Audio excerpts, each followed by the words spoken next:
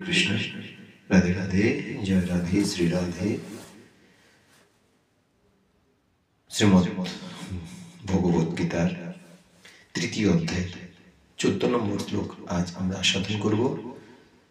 অন্নাৎ ভবন্তি ভূতানি পর্জন্য অন্ন সম্ভব যজ্ঞাৎ ভবতি পর্জন্য যজ্ঞ কর্ম সমুদ্ভবম। ভগবান বলছেন, অন্নাৎ ভবন্তি ভূতানি পর্জন্য অন্ন সম্ভব যজ্ঞাৎ ভবতি পর্জন্য যজ্ঞ কর্ম সমুদ্ভব। অর্থাৎ অন্ন খেয়ে প্রাণীগণ জীবন ধারণ করে। বৃষ্টি হওয়ার ফলে অন্ন উৎপাদন হয়, যজ্ঞ অনুষ্ঠান করার ফলে বৃষ্টি উৎপাদন হয়, শাস্ত্রোক্ত কর্ম থেকে যজ্ঞ উৎপাদন হয়। কি সুন্দর একটা সৃষ্টি চক্রের মতো।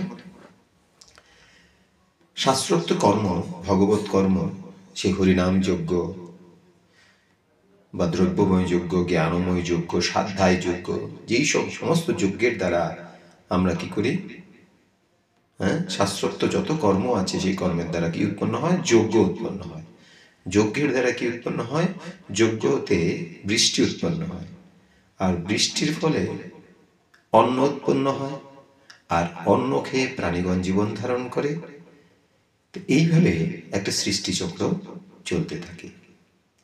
যেমন ধরুন, অন্ন থেকে প্রাণীর উৎপত্তি,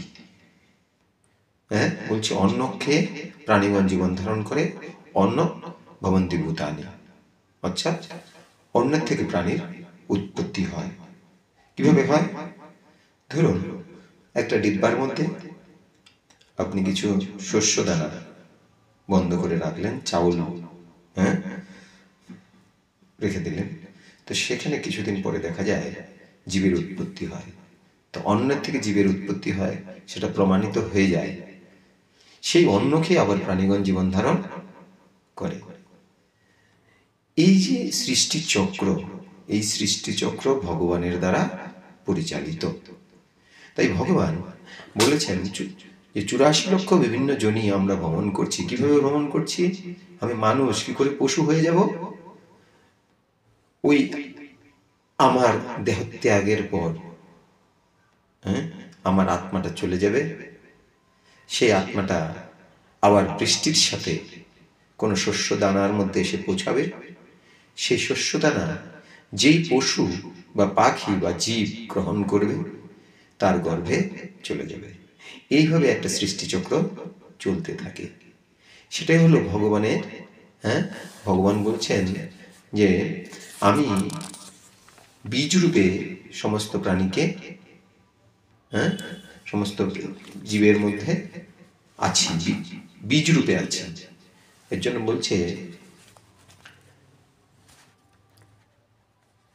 জীবভূতা সনাতন, তোমরা আমার সনাতন অংশ, আমার বংশ।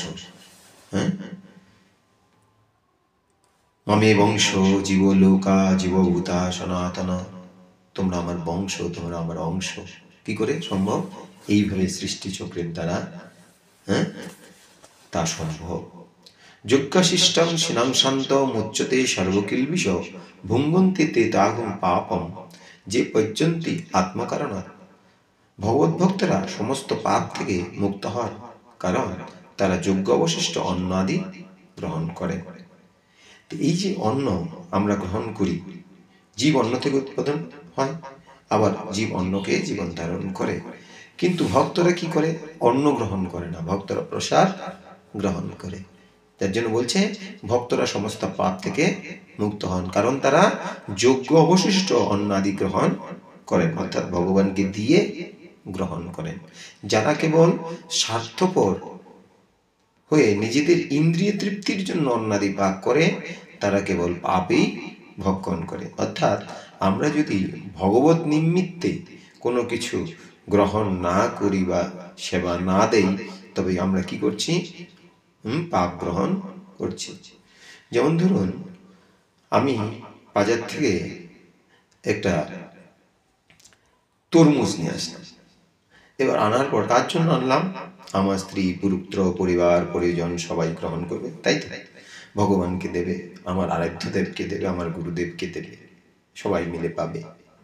প্রথমে আমার আরাধ্য দেবকে পাবে, তারপর সেটা আমার সন্তান আদি স্ত্রী পুত্র সবাই গ্রহণ করবে। কিন্তু 2 দিন পর যখন আমার মনে পড়বে যে আমি তো একটা তরমুজ এনেছিলাম, তরমুজটা কেমন লেগেছে, মিষ্টি লেগেছে না পানসা হয়েছে আমি তো জানতে পারলাম না। আমি যখন জিজ্ঞেস করলাম আমার আপনজনদেরকে, তখন তারা বলল আমরা তো ওটা খেয়ে নিয়েছি। তখন আমি এনেছি কার জন্য? তাদের জন্যই। পেয়েছে কারা? তারাই। কিন্তু আমি মনে মনে একটু দুঃখ পেয়েছি। কেন?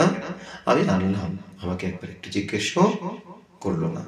সেইরূপ ভগবান এই জড়জগতে সমস্ত কিছু সৃষ্টি করে রেখেছে, কিন্তু সেই ভগবানের প্রদত্ত বস্তু ভগবানকে না দিয়ে যদি আমরা গ্রহণ করি, তখন ভগবান বলছেন যে তারা কেবল পাপই ভোজন করেন।